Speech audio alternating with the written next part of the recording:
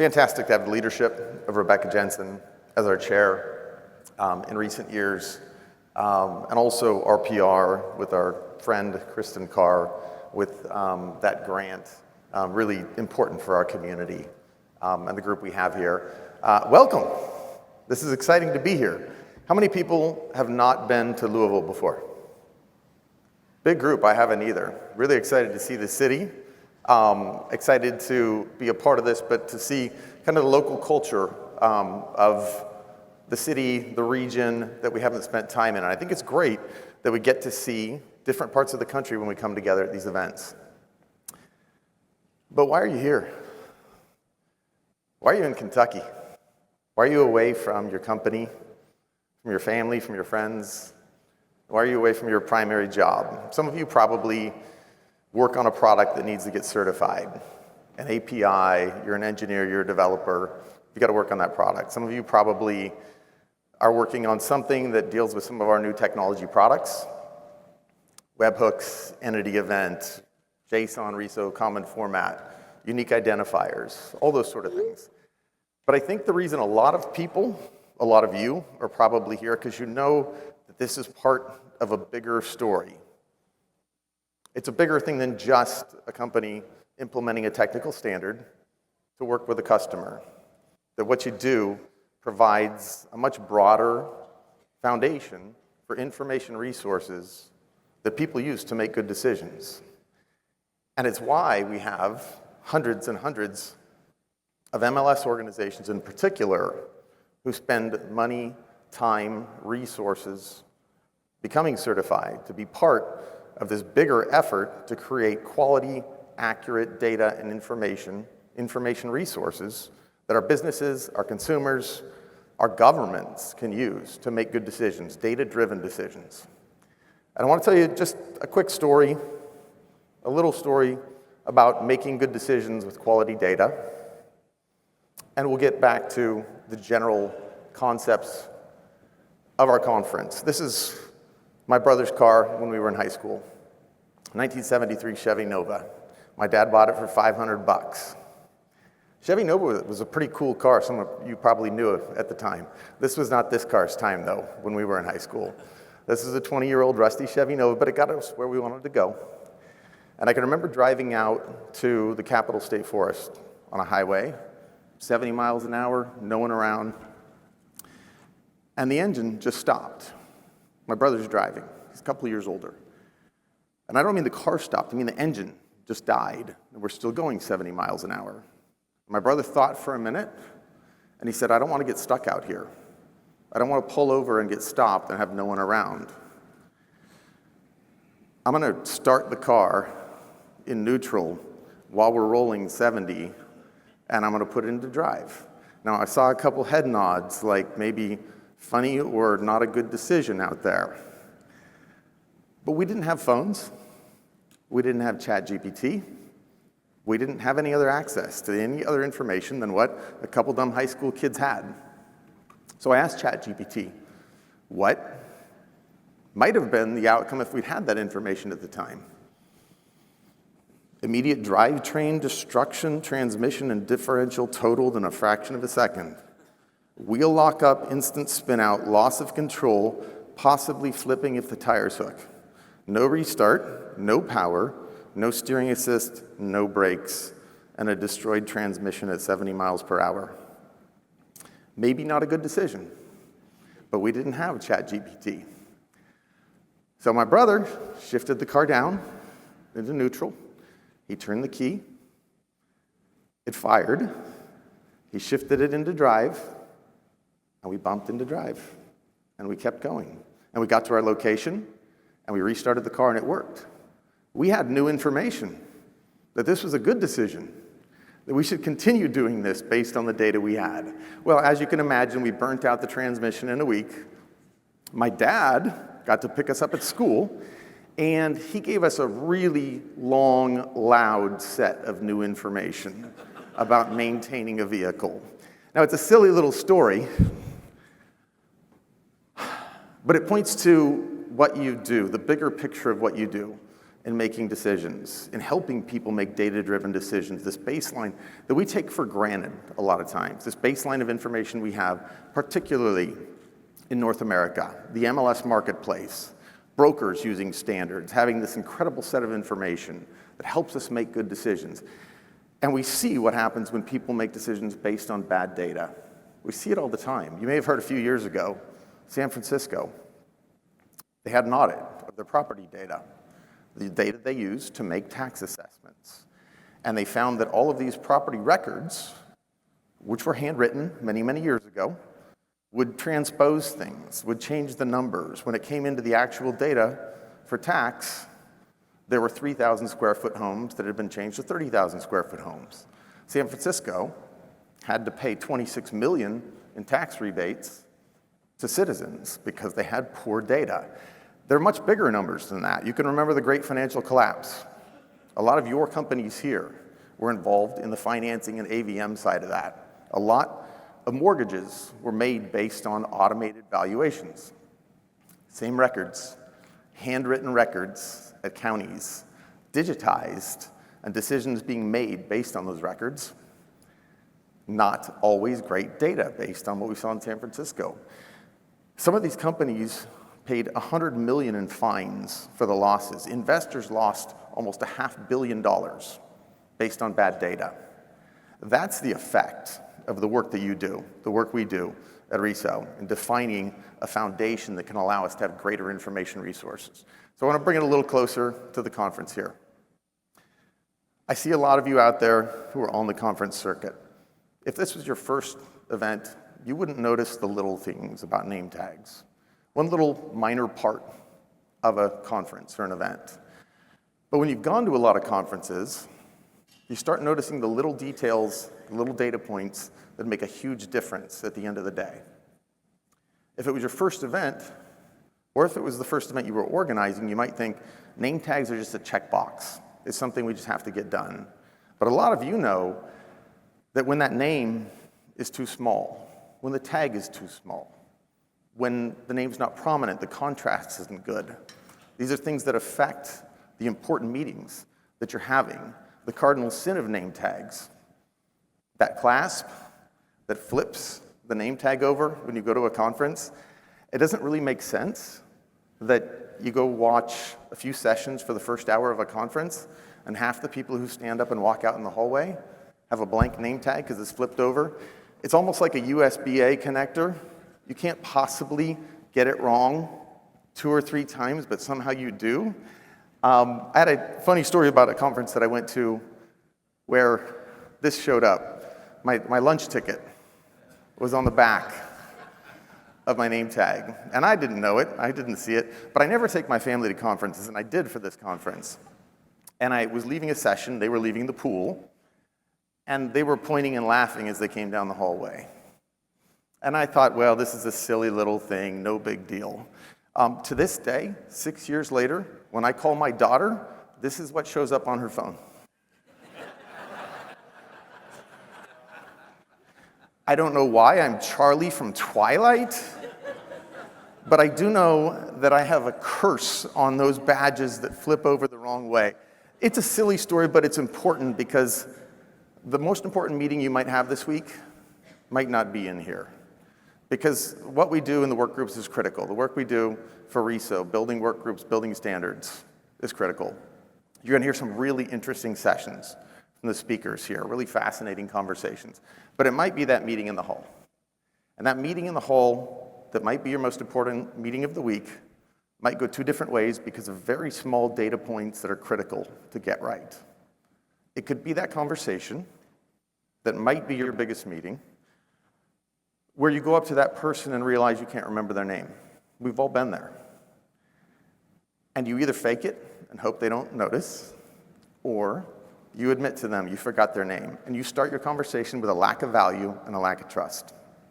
Or you can take that millisecond glance that we always do with the right name tag. Look at your name tags. 2 sides, the right contrast. You'll never miss that name. And say, hey, Joan, great to see you again. I had something I want to talk to you about. It's a little thing, But these are data points that build on data points to make good outcomes for you in what might be your most important outcome of a week like this. And of course I bring this up because I want to make sure that when you have a chance, you thank the RESO staff for the amazing work they do, because when they do 10 events, 20 events, 25 events, 2 or 3 a year now, they have a knowledge base about running an event. They build good data upon good data, so at a certain point you can come to a vendor and say, these are the 12 requirements for a name tag, because we've recorded that quality information source that we can build on going forward. It's a very tiny part of an event, but it leads to the same kinds of bigger picture results that we get in our industries. Now, we're going to talk a lot about AI this week, not just to say AI, but because this is a critical area that we need to think about at RESO.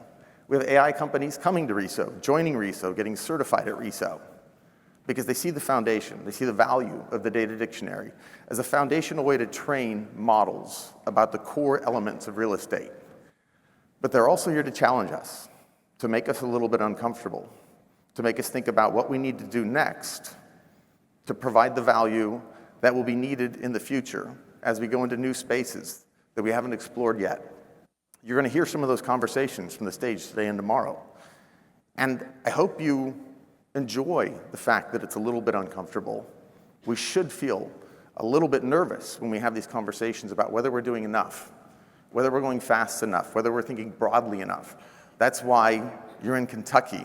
That's why you flew across the country, sure, to see some great local tourism, maybe some bourbon, but to be uncomfortable, to have those big conversations about what we need to do next and what we're not doing yet as an organization.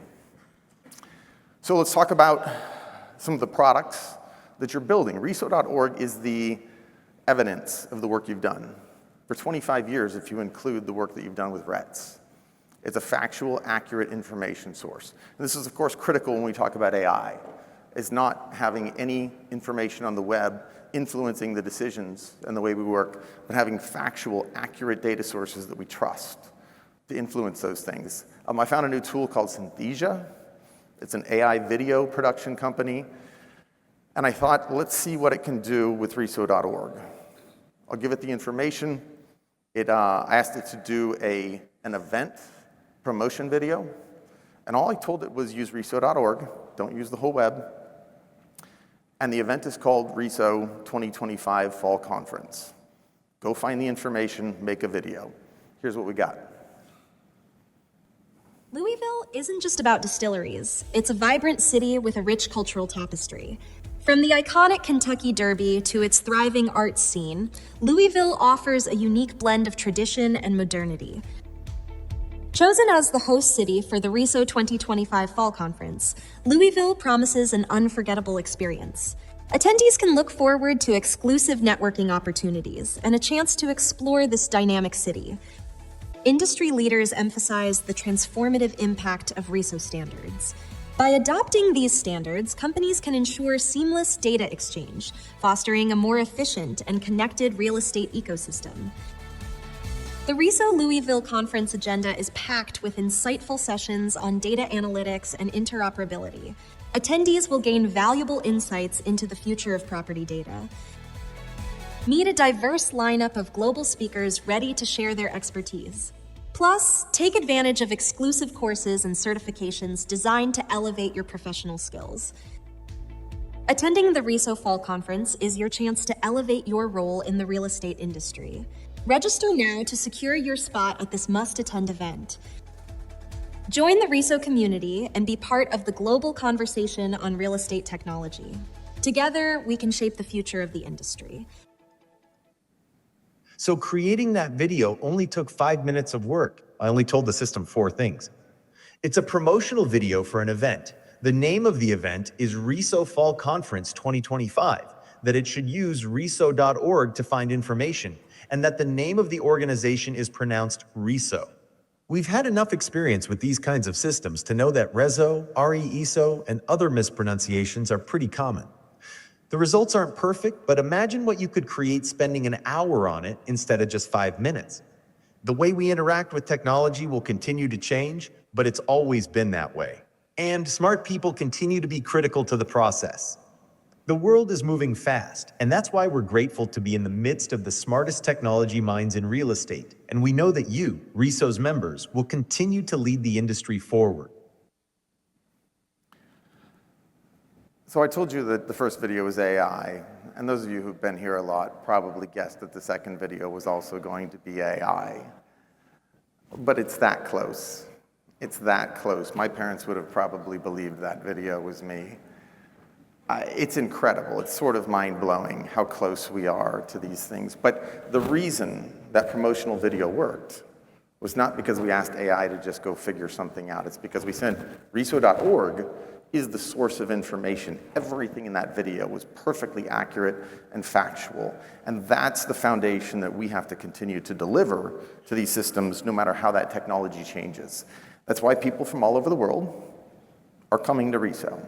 That's why our membership has expanded to 30 countries. It's why 120 companies from 20 different countries came to Toronto to be a part of our international MLS forum.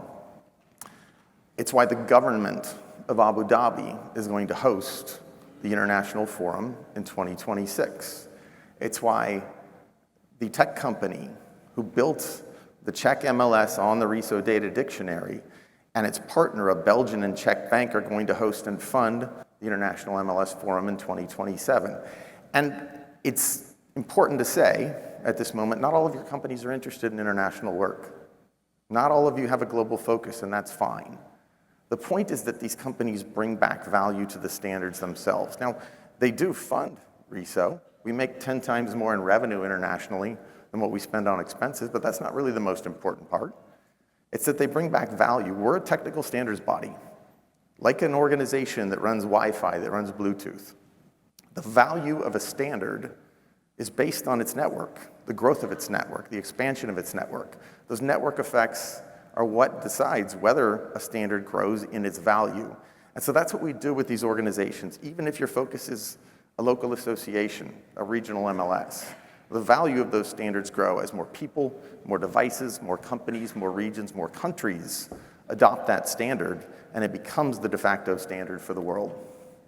That's why we saw Global Data Exchange start in Toronto, where we had 4 countries agree to start a data exchange, the US, Canada, UAE, and France, MLSs, all on the RESO Web API and Data Dictionary 2.0, because they knew to grow and expand that network, it would need to start with standards, and that would be the foundation of a global exchange. So let's talk about the products that you've been building, because that's what you're here for this week. If you're new, for you first-timers in particular, we have a new knowledge base. We have 200 FAQs. Go to RESO.org, take a look, ask your questions. If you're going to be at Pain Points this afternoon, please pull out your phone, scan this QR code. You can submit anonymous questions. If you have thoughts about the sessions we're having today, these conversations right now, if you want to attach your name, we're happy to get back to you with that as well. But please do submit whatever questions you have during the day as you hear more sessions as we go along here, so we can make sure we address as many of those as we can during Pain Points, and then we add those to our FAQs on the website when we have time to after the session, if we don't address those directly during Pain Points. Everybody got their phones? So your products, our flagship products at RESO, the Web API and the Data Dictionary, we now have almost 60% of US MLS subscribers' data feeds converted from REDS to Web API. That's in about a 4-year period from almost 0. About 75% of those feeds are committed by MLSs who have said, we will go to 100%. We will turn off all of our REDS feeds. Not MLSs, not all MLSs will, but most MLSs are headed that direction. This is a utilization metric that's critical to show that the work you're doing is working. And your MLSs are doing that work with their vendors. The Data Dictionary 2.0, we have 63% of US MLS subscribers now certified on Data Dictionary 2.0. Their MLSs are, based on the size of those MLSs and their MLS coverage. Now we know some of you have multiple APIs. Not all your vendors might be certified, but 63% of subscribers in the US are in an MLS that has an API that's available and certified on Data Dictionary 2.0. We don't talk a lot about the details of the differences in the specs publicly, but the size of this change was pretty enormous. The work that your vendors and your MLSs did to move from 1.7 to 2.0. This is a rough look at the scale of the difference of that work. And it's important to think about the differences in spec changes because on one hand, lots more tests, lots more complexity, lots more difficulty, not for the sake of difficulty, but for the sake of compliance with the standard equals better data, higher quality data, better outcomes. This will continue. The tests, the certifications need to get much more difficult, complex, so that your quality data feeds come out with much more standardization and interoperability. One of those measures is data mappings. When we have MLSs in the US that in a property record for the country say US, USA, United States, United_States. Those kinds of things have to be corrected, which is what we started for Data Dictionary 2.0. We added 70,000 mappings to our certification software. And for 3.0, which to be clear, we're not moving to that right now. Your vendors need a breather. They're finishing 2.0, and it's going to be a big change, but we've added 500,000 more mappings to the certification system that are ready to go because those extra tests equal higher quality data for your data consumers. We've got a lot more information for you on your certifications, RESO analytics. A lot of you have seen this before. We're adding insights to just give you ideas, you and your management team, to be able to say, is this something that we might need to add? Why are all the other MLSs in our area using these fields that we don't have? And we're adding this to RESO analytics right now. We've added a desktop client that we have some of our users who are using right now. You can do local search, local testing of systems. A lot of you are not engineers and developers. You don't want to use a command line interface. So we have this available with users, and we're starting to do sandbox servers so that you can have vendors show that they know how to use a RESO Web API server. So they can use a RESO reference server. If your MLS wants, we can do a sandbox server with your local schema. So you have your local fields that you use in your market, and you can have those vendors prove to you that they can work with what is dummy data, but it's realistic data based on your local fields. Our Red B courses, a lot of you have heard about those. We've had about 1,500 people take those courses so far. We just added the Canadian version of Red B, which is Red CA, and we have in beta, thank goodness, Red T, the technical course for engineers and developers, which is ready to go this week, and we'll have a small group take that first. If you have engineers and developers who you really want to get up to speed on the specs, they'll have that shortly available. So, back to our leadership. And I apologize to the board for taking so long to get back to you, but we have a big milestone to celebrate here at this event. Could I have all of our board of directors please stand?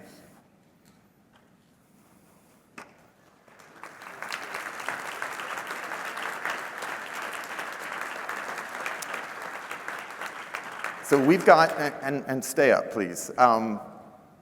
We've got 20 people from across the spectrum of different industry verticals who are some of the most incredible leaders in the industry. There's not a board like this in the industry.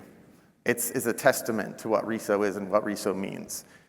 Could I also have our workgroup chairs and vice chairs please stand? A couple of them are in back right now.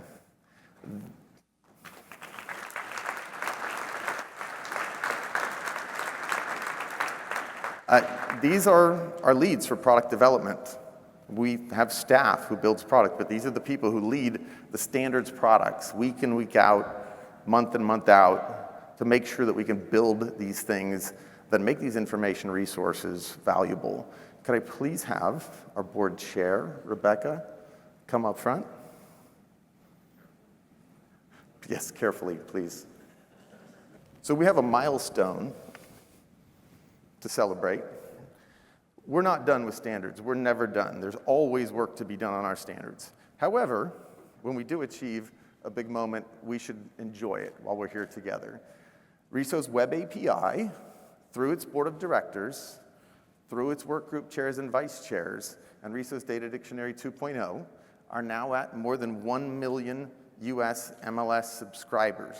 These things are working. They're valuable. This is an award for all of you. It's a milestone for RESO's membership. Thank you for the work that you do.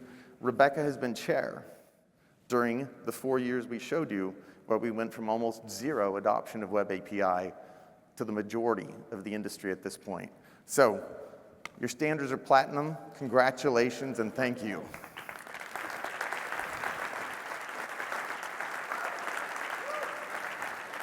I'm gonna say a few words. I was worried that he wasn't going to welcome me back to the stage. Pro tip for any presenters, the people from UK will understand this, mind the gap in the back. And also I'm thinking about sponsoring this year's Pain Point session. Anyway, I do want to just say kudos to RESO. Obviously, it's not just about the board and just the board only. It's also about the volunteers and those that have worked tirelessly over the past couple decades to make this a reality. And so this award honestly goes to all of you. I'm happy to accept it on behalf of all of you. And again, good job and keep up the great work. Thank you so much. Thank you. So we're going to bring up some of our brokerage community next. These are the people who are the primary beneficiaries of what we all do in the broker world. So we're going to bring up our chair and vice chair of the Broker Advisory Work Group, Jeff Bosch and Nina Dosanjh, and a couple industry folks that you'll recognize well from the brokerage community. Thank you.